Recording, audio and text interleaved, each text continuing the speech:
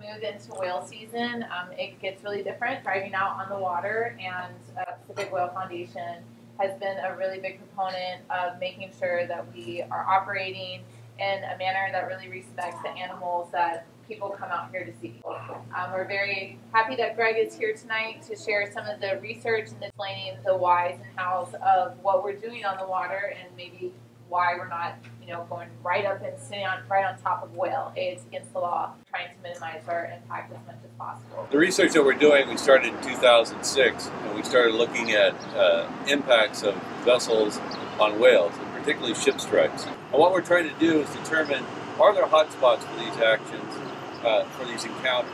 Are there places off Maui that we should put speed limits in place, and are there places that we should warn maritime and water users that you should really slow down and be hyper aware in these areas? And we hope over the next 3 or 4 years we can identify those places, create some models, and create a safer environment for both the whales and humans to navigate off Maui. So here's what we've come up with in our study. We define a surprise encounter as first sighting a group of whales within 300 meters, a beam of the vessel on a forward angle. So in front of the vessel, so dead abeam and forward. So anything that just pops up in front of our moving vessel at 300 yards or 300 meters or less, that's a surprise encounter. Now clearly if we're in a tiny little boat, like a research boat, we can put the brakes on pretty quick. We can go to neutral and we can probably stop within 300 yards. But if we're in a big ship, 300 yards is nothing. You'll close that gap in no time at all, right? If you're 300 feet long, you'll close that gap in fractions of seconds, right? In seconds. So it's important to understand, define an area that we think is a potential collision zone. The next thing we define is what's a near miss. And a near miss is defined as the very first time you see a group of whales less than 80 meters away from the vessel and at a forward angle. So in other words, the probability is you could hit it right there. Less than 80 meters because that's inside the 100-yard approach limit. Less than 80 meters is a very short period of time, and again, if a 100-meter vessel, you're on it. You have no reaction time. And then we have what's called a neither a surprise encounter or a near miss, and that is defined as an initial sighting that subsequently came. In other words, we saw the animals outside that range. We knew they were there, and then they resurfaced again. Correct? Yep, within that range. So it's sort of like we were cued. So we've defined those groups as well. So here's two ways in which we conduct this research. We use platforms of opportunity. Now I spend a good deal of my time working with the International Whaling Commission. I'm on the Whale Watch subcommittee. And platforms of opportunity are a massive new research tool that we're trying to employ around the world. And so on all of our vessels, as you know, we have the whale and dolphin tracker, and we collect data from our vessels. So they are a data point, a gathering point. And then we have dedicated surveys. So the Whale Watch vessel is random, right? You leave the harbor and you go, oh, let's go here. Captain Doug, where are we going? Let's go south today. Let's go east, right? You guys choose whatever you want to do. The researchers, it's pretty boring, quite frankly. They don't get any choice. If you watch them out there, they're just running transects back and forth. It's a box transect. I'll show it to you. But they're defined. They can't go, wow, look at that cool compot over there. Jens, let's go look at it. No, they don't get to go look at it. They got to keep running their transects, right? And you'll see why. So this is what you guys look like in a season. Looks like a cockroach or something. That's all your tracks from last season probably.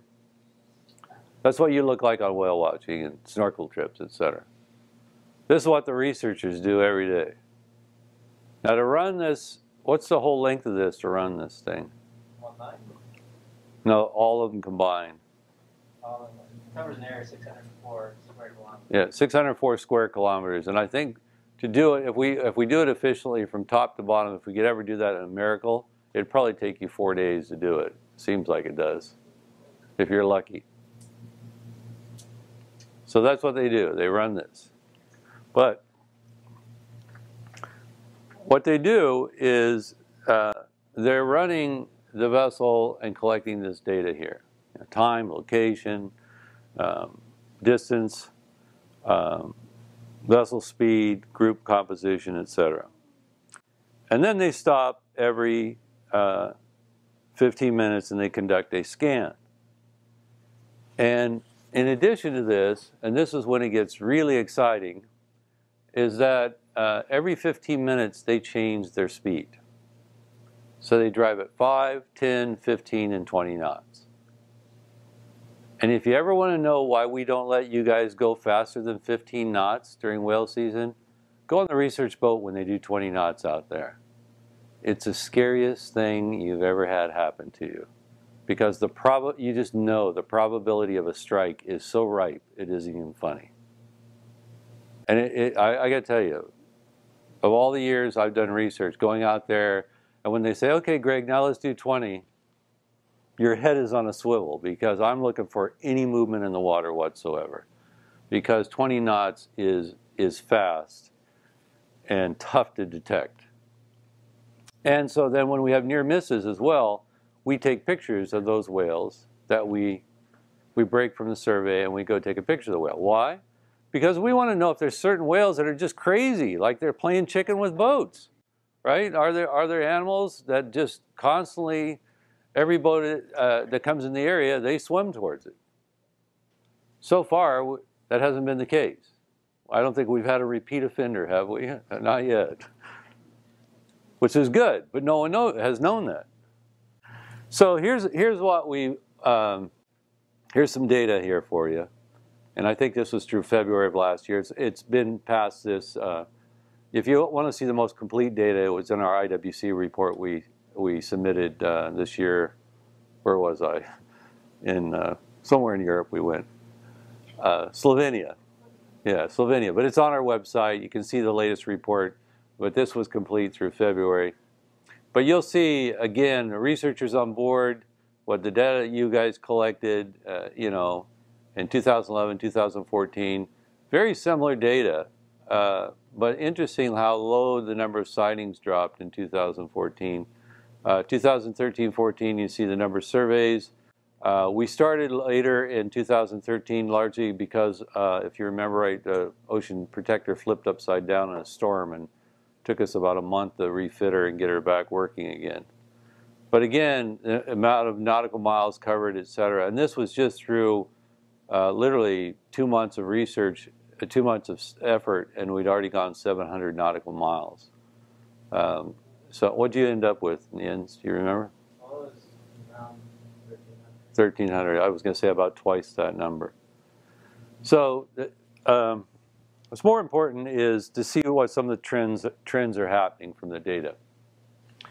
And in fact, what we see is calves are a higher percentage of the near misses. And if you look at surprise encounters, 2 or more adults are a third of the animals are 2 or more adults. Calves are involved in 28%. In other words, you do detect them further out. But lone adults, which this is the most curious one, about 40%, 4 out of 10 animals that are popping up in front of boats at a distance of 300 meters or less are lone animals. But if you look at the near misses then, look at the change here. About 60% of the near misses are with calves. And then the lone adults will be second, and then the 2 or more adults is third.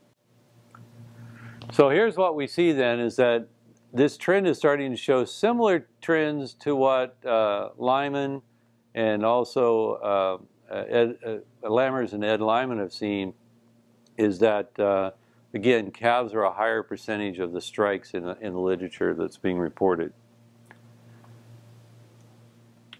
I'll show you an interesting thing that's happening here too, is that vessel speed has had an effect on the rate of surprise encounters and near misses. The near misses are in red here, the surprise encounters are in blue.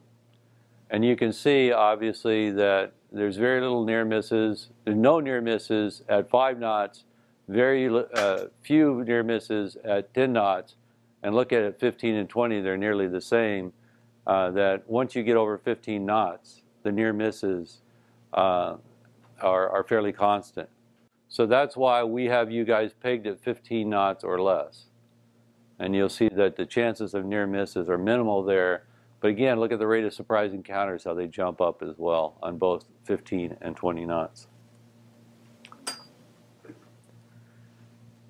This is the thing that you want to look at here is this is reaction time is reduced as speed increases. So if you're doing 5 knots, you have 117 seconds before you strike the whale on a surprise encounter. Conversely, if you're doing where are we up to here? 25 knots is the top one here. If you're doing 25 knots, you got 23 seconds. On a surprise encounter. On a near miss, you got 6 seconds. So you think about that right now.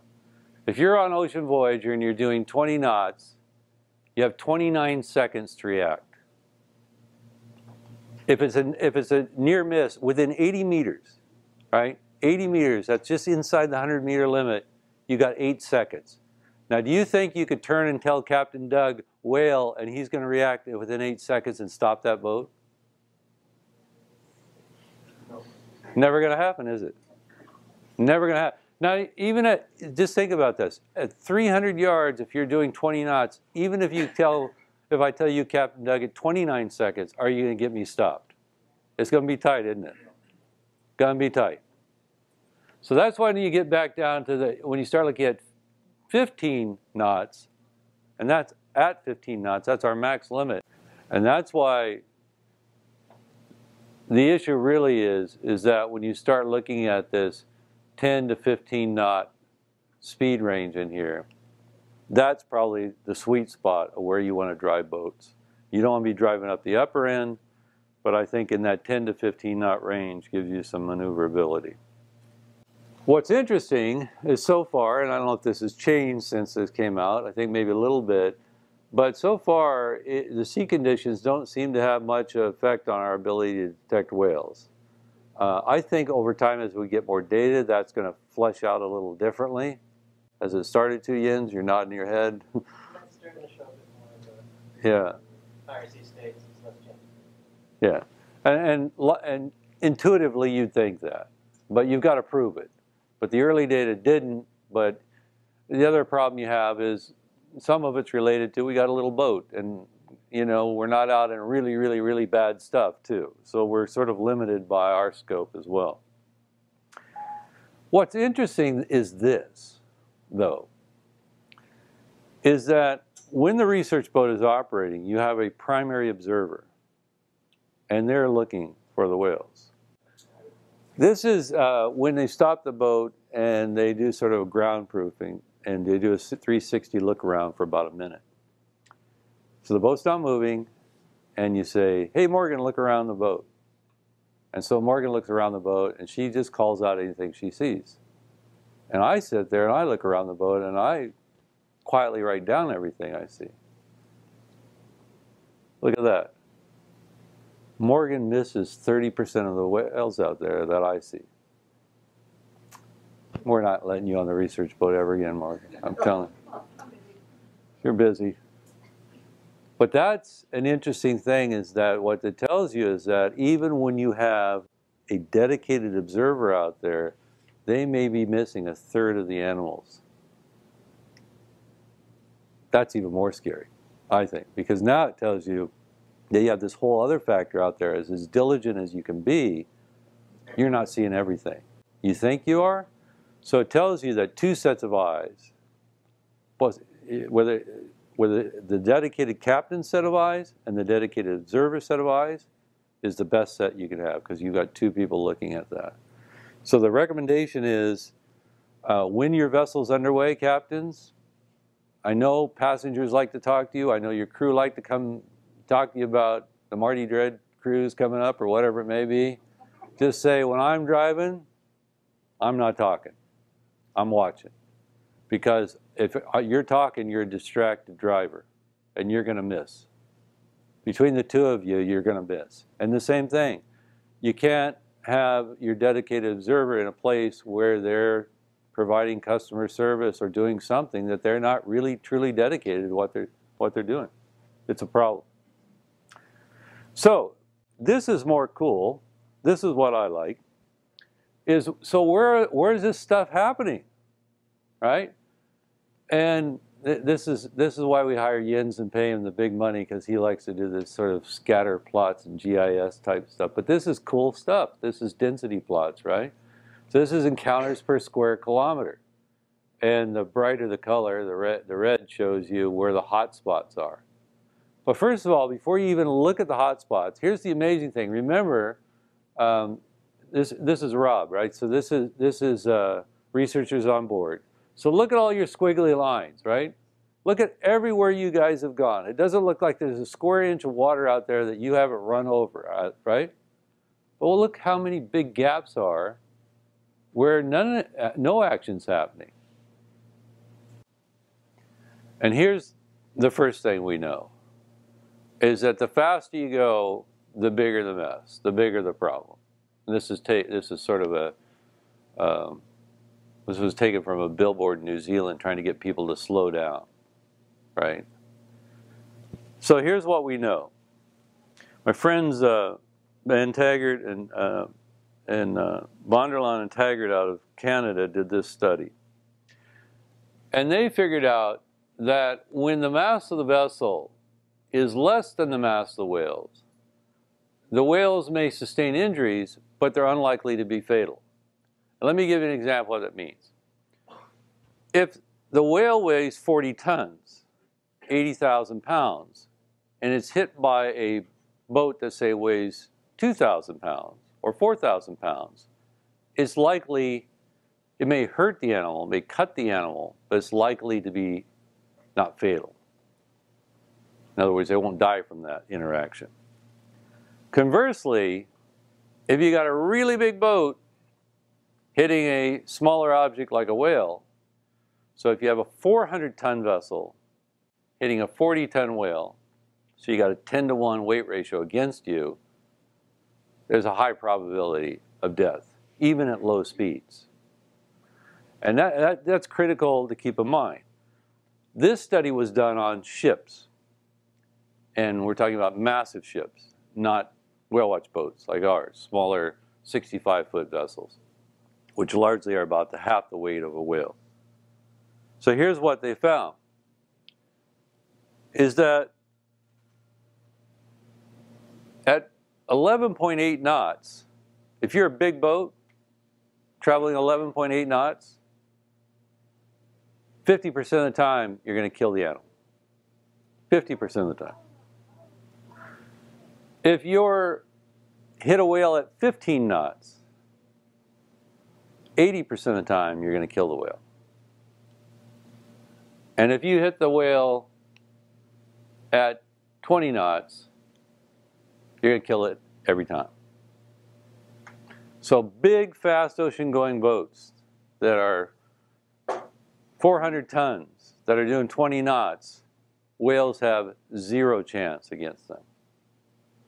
Now you know why I spent 9 days on the witness stand fighting the super ferry.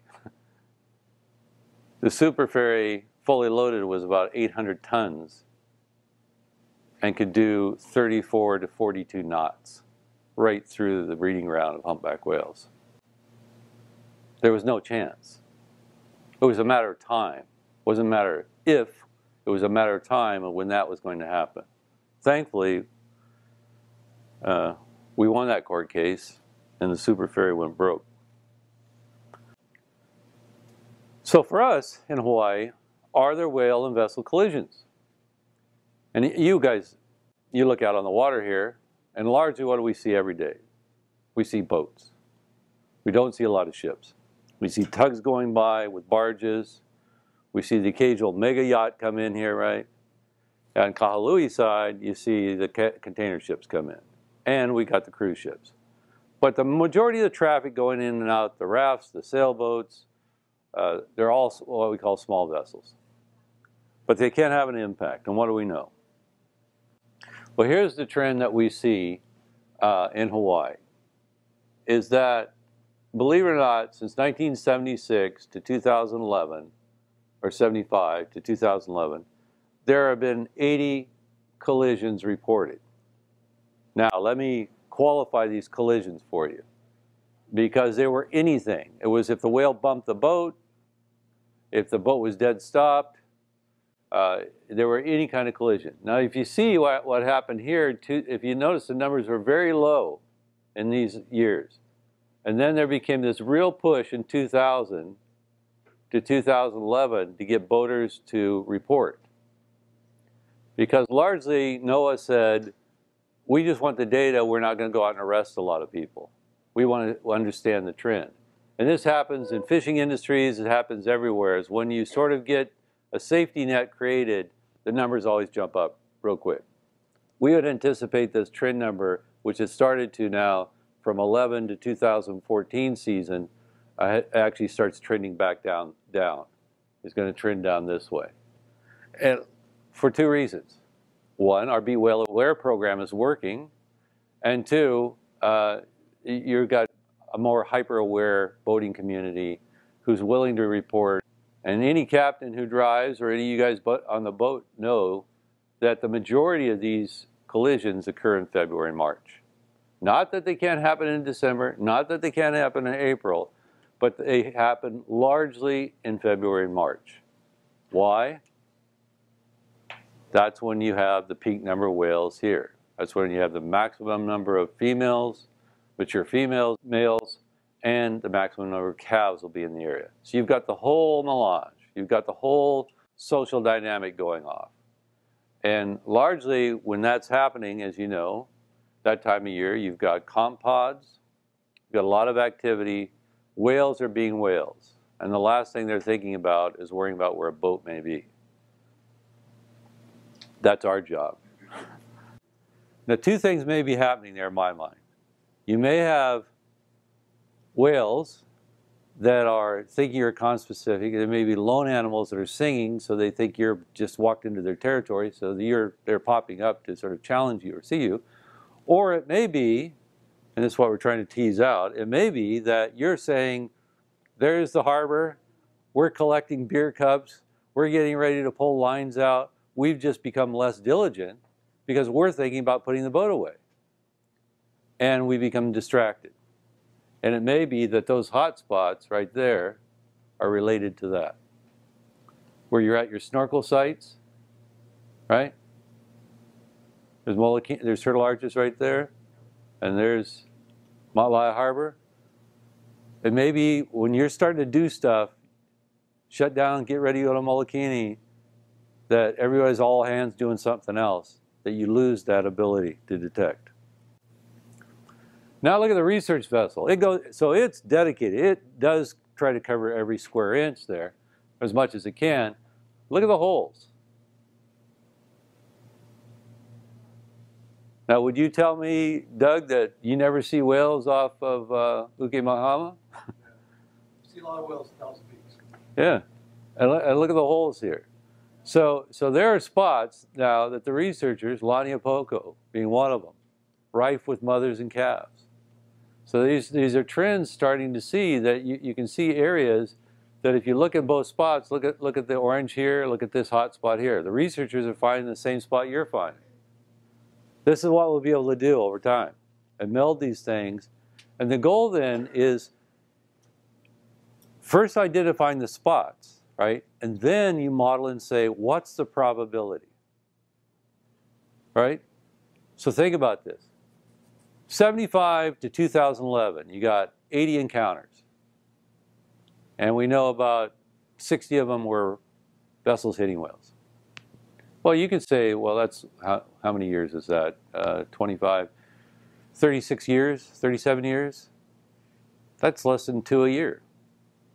Does that sound like a big drama? And no deaths?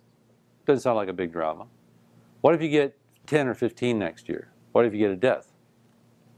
So the major issue is, from this work, I think you want to say is, what can you model the probability of how many strikes are likely to happen with this many boats running around this area? And so when that fatality does happen, or when those strikes happen, and let's just say we have 15 strikes next year, we could say, well, it's well within the range of what you'd anticipate with the density of whales that are out there and the number of boats. So right now we don't have that information. This is what this is getting us closer and closer to talking about. And again, same thing, surprise encounters with groups of calves. And so you're just looking at groups that contain calves. It looks like they're fairly uniformly spread on the research, but from the whale watch boats, they definitely clumped. And is this an artifact that you guys see calves breach, so you drive right out there and stop? Right, so you go to what you see, versus when the research boat goes back and forth, it's sort of seeing a uniform pattern, except right in this area here, of calves spread throughout the whole area. All right, so that leads us to, now that we know a little bit more about the whales and the distribution and the probabilities of strikes, etc. And after this year, I think we're going to get even closer to understanding this problem, this issue. And we'll start adding new wrinkles to our research, I think. We'll start running some ground truthing from the headland. In the future, we'll start asking you to, we'll identify a group of whales and we'll ask you to drive by it and start looking for behavioral changes and things like that, so we can see if in fact the animals are, we do what you call an ABA study, a before, during, and after.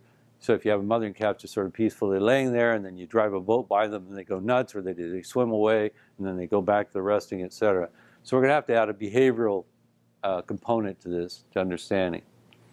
But in the meantime, we've come up with, and you have it in your hand, and if you don't, we'll go through it real quickly, but general best practices. So if you know all these parameters, probabilities of strikes and speed and all this stuff, so what can you do? So we came up with a series of stickers that you could put on the boats. You can put them on the kayak handles or stand-up paddleboard handles. And this campaign is stop your prop, or stay back with your kayak, or stand up and stay back, slow down, whales around, etc. These have been really informative in terms of helping people, especially the non-motorized rental crafts, the kayaks, the stand-up paddleboards, the wind sailors, etc. They like these. We've been getting them out to the shops. I can tell you at the IWC, they want these now put in several different languages. A number of countries want them to use this concept. They love the concept. And then we've introduced the flag as well. This concept is, and it never ceases to amaze me, it happens around the world, is that you will have a boat full of people sitting 3 miles offshore, and like a magnet, a fishing boat or some little motorized boat will drive right off your bow. And so we're trying to create this universal, like a dive flag, but if you're flying this flag, it means there's whales around. And the message is to other operators, if you see the flag like this flying on a boat, back off and give it a berth of at least 300 yards. Because driving by, you may feel like you're the coolest guy in the world driving by to wave at all the guys or gals on board the boat, until you hit the whale that all those people are watching. And we've all had that encounter, I think, out there with someone just goofing off and driving right near you, and you can't believe. To me, the one thing I would say, if you're a captain and you see that, obviously try to hail people on the cell phone or on the VHF and let them know. So let me, and to put it in perspective, that's what lies beneath, that close. That's a whale's perspective of its life, right? Near the surface, coming up to breathe, you got to breathe. There's the blowholes about ready to break the surface. And if you're a boat, you're dragging something well below that whale's eye right now. And that's the perspective you got to think about all the time, is that, you know, while it may feel like our home, you know, year-round, these whales are Hawaiian by birth, right? This is their home. They're Hawaiian by birth, and they're going to come back here, and so we need to respect that. So on our Be Whale Aware, we've broken it into several categories. First, slow down that there are whales around. Anytime from December to May, or now in November, now that we know the whales are here, we get everybody to keep their vessels at 15 knots or less. In approaching whales, the major issue is that the federal law in Hawaii prohibits you from approaching any closer than 100 meters. And you cannot approach by any means. So you can't set yourself up to drift down on the whales. You can't have a sail up and just luff yourself into the whales. You cannot operate a drone closer than or an unmanned craft. Anything like that you cannot approach. Now, one of the issues that's come up, a new phenomenon, is GoPro, right? And our position about the GoPro, and Lauren has a new policy that she's written, but our position always has been, is that if you reach outside, if a whale is near a vessel, if they're mugging you, and if you reach outside the perimeter of the vessel, you're actually encroaching it. By the specific read of the law, you're actually approaching the whale by reaching out towards them. You can put yourself, or the customers can put the company in violation by approaching. So if the whale came to the boat and the whale's swimming around doing laps, but people try to reach out and God forbid touch it, because touching is prohibited under the acts, Marine Mammal Protection Act and the Endangered Species Act. But the next issue is, what about GoPros? You get these GoPros and you stick it in the water. Well, now you've just become an appendage of the boat. You've become further, you've made yourself closer to the vessel.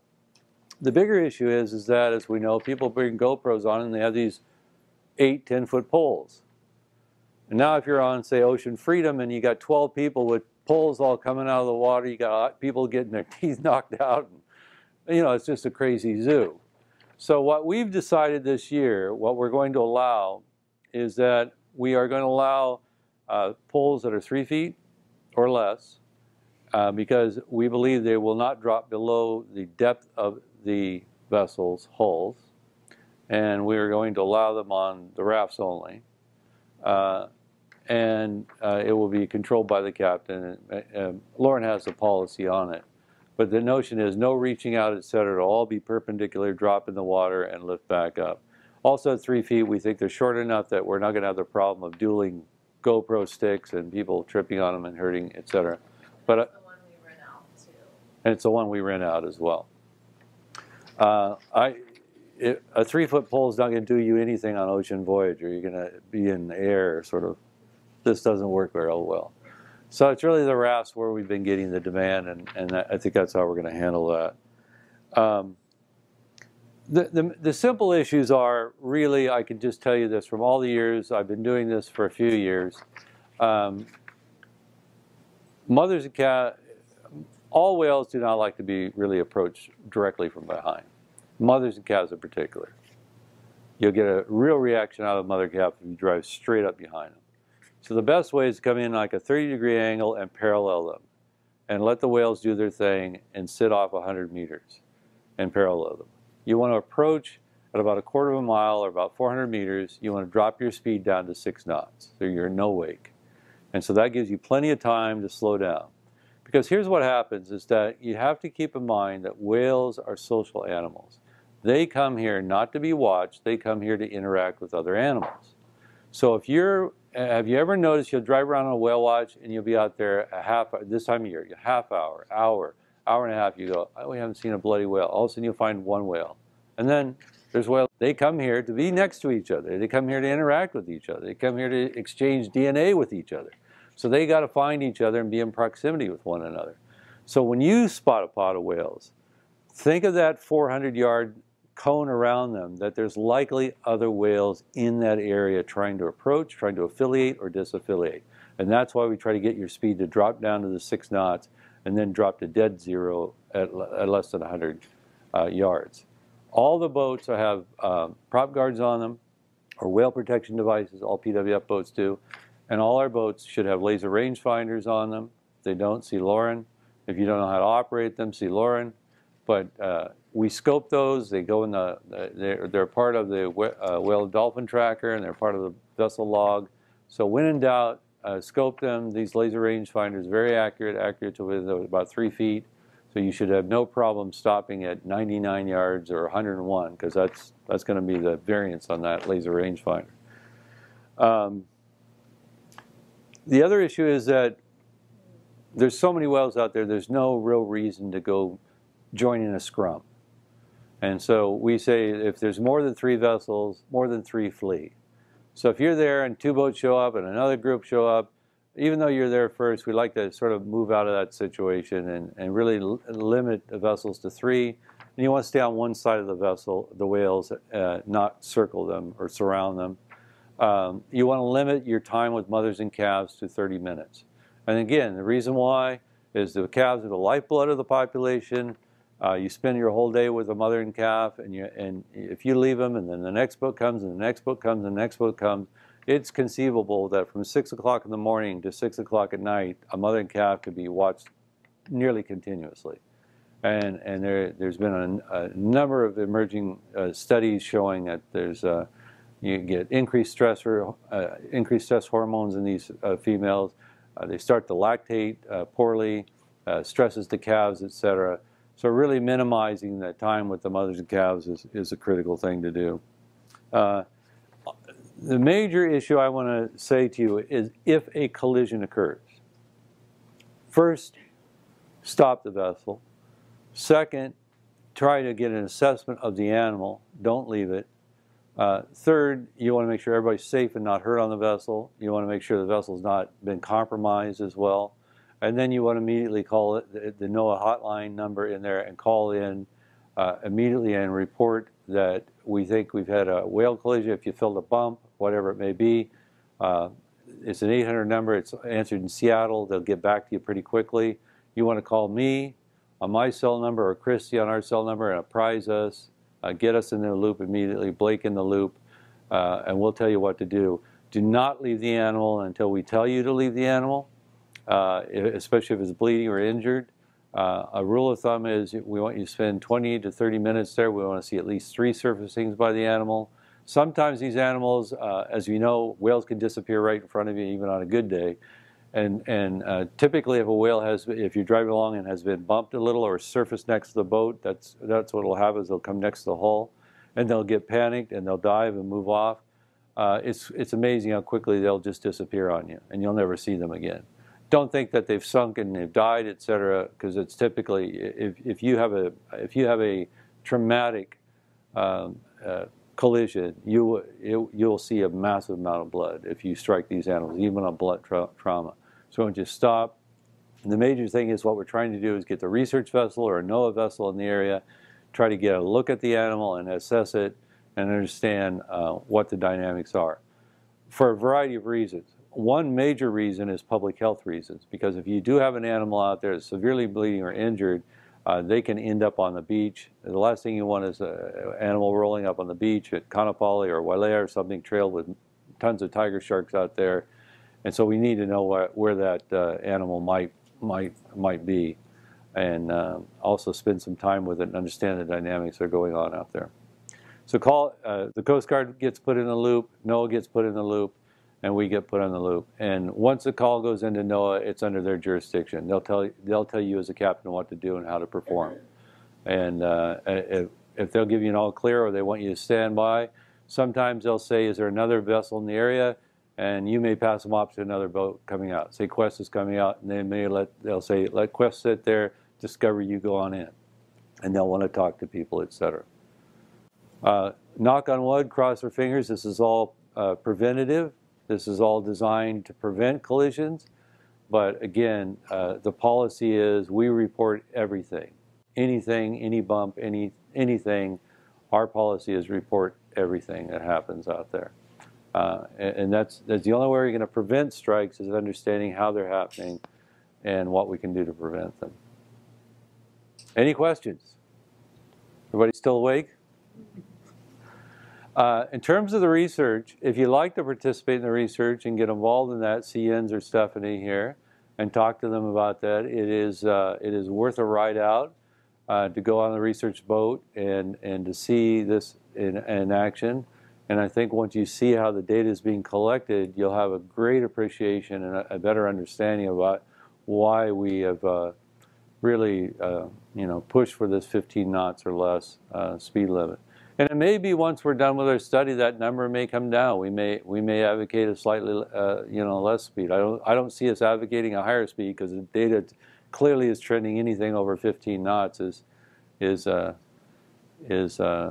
problem.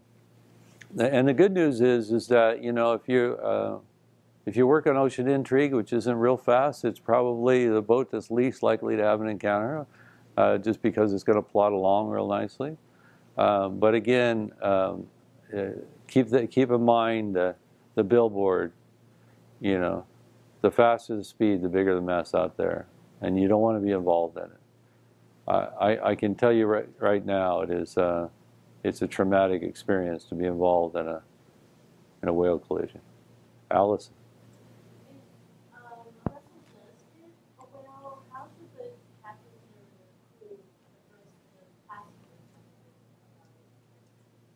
Yeah, the best way to address the question is, how do you address if you're on a passenger vessel, how do you address the guests on board? First, you want to get them all to be seated, and so you can, because there's going to have to be a quick check of the whale and a quick check of the vessel, and so you don't want people running all over the vessel. But I can tell you right now, you need to let people know what you believe has happened and what we're doing about it. We've notified the authorities, etc. In this day and age, when everybody has a cell phone, I can tell you that people will be downloading it and Instagramming it and Twittering it and Facebooking it and the whole thing.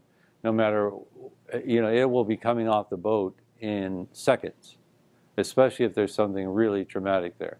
So what is said to the guests and how you handle yourself and how you comport yourself in that situation is extremely important, because it will be picked up and mic'd and reported.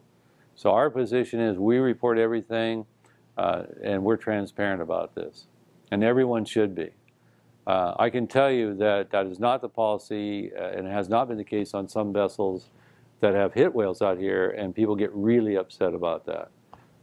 They've called me and said, I was a passenger on this boat and I saw them hit the whale, and the whale came up and the crew ignored it, and they said, and they just drove off, and people are very upset about that. And the agreement really is that reporting a strike is not a negative for you. Covering up a strike when you know you've hit an endangered species and not reporting that is really a problem. So anybody who drives a boat out here, honesty is the best policy. Transparency is the best policy. That's all I can recommend for that. And again, I think if you have guests that are upset, or staff or people that are upset and want to understand this issue, by all means, ask them to come in the office. And if Jens or Stephanie or myself are around, we can talk to them about the situation. But this is one of these situations that, as you can see by the density, this is what I call a high quality problem. We went from having fewer than 600 whales in Hawaii visiting each year to now over 14,000 whales visiting Hawaii. That's a good outcome, but it now poses a new problem, and that is a potential for strikes, and we all have to be hyper aware of that. Anything else? Kept you entertained? All right, it looks like it's going to be a great whale season, and I anticipate a large number of whales out there. If you see anything unusual, this is the other thing I will tell you, is that there's nothing more frustrating than our research team to come in and say, hey, did you hear that a boat saw a group of orcas today, or false killer whales today? Any cetacean sighting you see, or anything you see is unusual, even a strange looking piece of flotsam or jetsam out there that you think is bizarre, call them on the radio or call the research. It's a matter of minutes for them to get a boat out on the water. And even if it's back at Waikapu, they could be out there in an hour's time. So these guys want to know about it. Any species, any unusual sighting, any animal that may look like it's been hit or anything that's in distress in particular, we want to know, because we want to report it to Ed Lyman and get a boat out there. We all want to know about that. And in particular, we'll be doing the large whale entanglement training with Ed. I know a number of the captains and other crew have gone through that. But again, this time of year, it seems like early on, a number of these early arrivals are entangled. And we haven't had one yet, but one of the first whales that came in last year off the Big Island, and then I think it came over here with a gear and got pulled off here. But look for lines, any entanglement whatsoever. Again, get that information in, and Ed will be out there on the water to disentangle whenever possible. I think in the last few years, about 70% of the entanglements came from our boats. Reported sightings came from our boats. And they're very appreciative of our efforts out there and standing by. So it's something really important to do as well.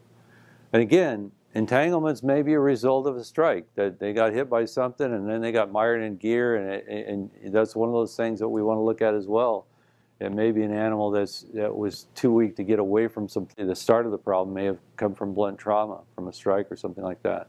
And we want to understand that as well. Okay? Thanks, guys.